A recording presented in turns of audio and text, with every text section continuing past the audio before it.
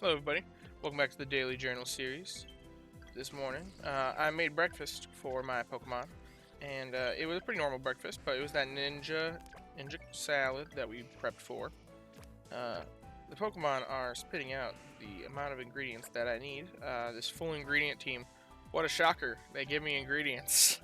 Probably more than I can hold, honestly. I think my bag is slowly filling up. Yeah, I'm at 678 ingredients, and I may eventually hit a point where I'm going to have to start selling some of these bean sausage, you know? Charizard, you're kicking out more than what I can handle. Oh well. Um, so let's see. Let's get into my sleep session review. Don't know what I'm hoping for this morning. I guess, well, this is an event where we get doubled candy, so...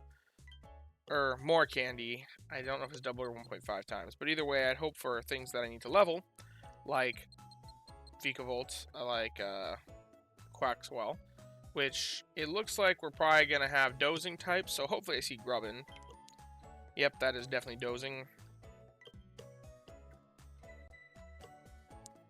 Alrighty, Snorlax. How many Pokemon did you lure to my side? 6! Wow, I didn't think I was at the point where I'd see 6 yet. I didn't think I was that high in Snorlax strength. But we got a 4-star style, we got a 2-star, a couple 1-star styles.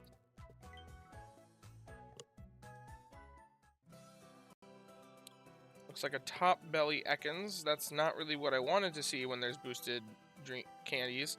An Arbok and a Drifloon. Wow, a bunch of... and another Drifloon. Wow, other than the Gastly and the Haunter, a bunch of stuff that I don't use. What a waste of boosted candy drops during an event. At least there's the Gastly and the Haunter. That helps me a little bit, because I am trying to level my Gengar. I want to get my Gengar to level 60.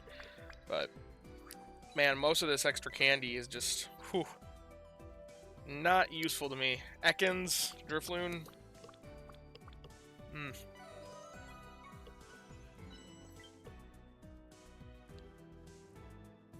Okay, nothing is hungry, so I guess this morning we're just going to be catching a Gastly. Because nothing else here is worth any thought. The rest of the stuff here is all things that I'd be considering on my other account, where I am limited to the worst Pokemon. But on an account where I have access to better Pokemon, I'm going to catch them.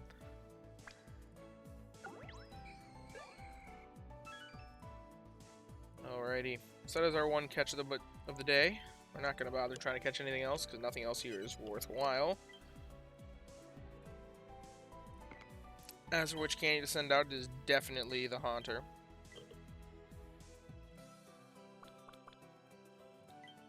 Alrighty then. Research XP and Dream Shards coming in at about 4,000. That's kind of rough to be seeing, but oh well. Naughty Nature, Gastly. That is pretty good, because that's speed up. That's speed up, main skill chance down. Yeah, you do kind of like to see that. Mono Herb. It's got a helping bonus and eventually ingredient finding S.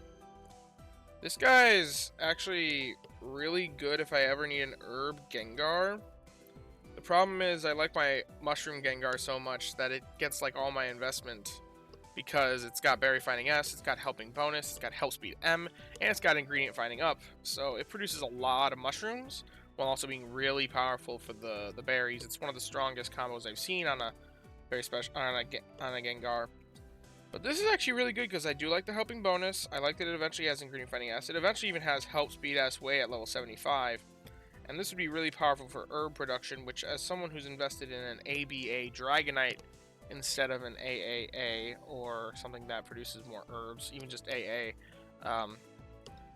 then this could be a good long-term herb farmer, but I don't know how it's going to compare to my Dragonite. Let's see.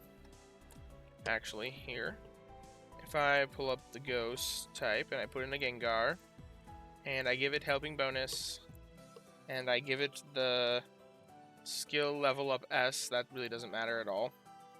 And then eventually ingredient finding M, and then help speed M, inventory S, because I wouldn't really be sub-skill C. If I go to level 60, with a speed up, main skill down, nature.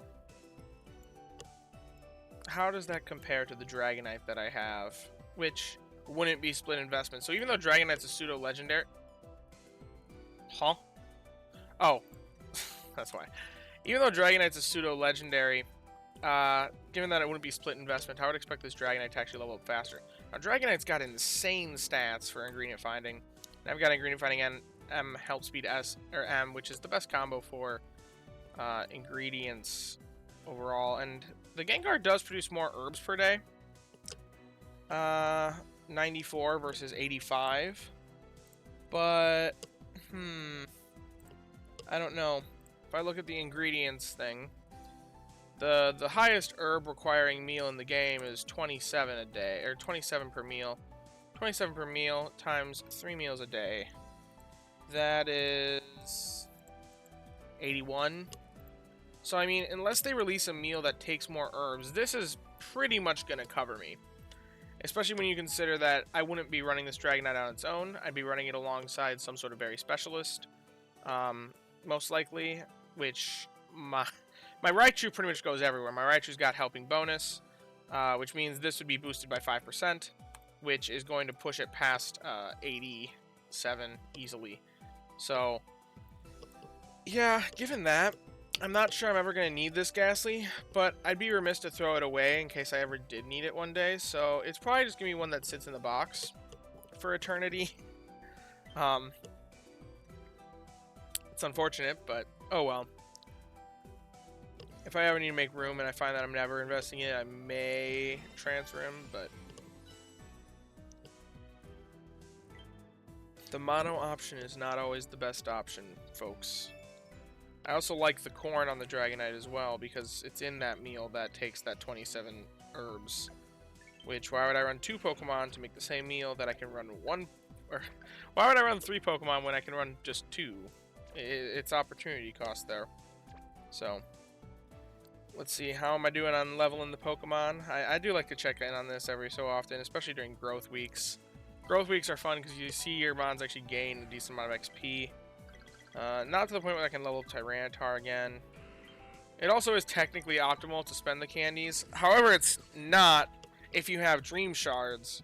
I personally, though, am trying to save up Dream Shards. So, because if you have the Dream Shards, you should be holding on to your candies for now to use them with the Candy Boost event that's coming up around Christmas. So, if you have the Dream Shards, then use the functionality for that. I could power level this Charizard, but the Charizard's one that I'm not, like, too excited about long term. And I'm only running it really because I do want to level it ultimately, but it's got Sleep XP bonus, and I didn't really have that many other things that I wanted to level immediately.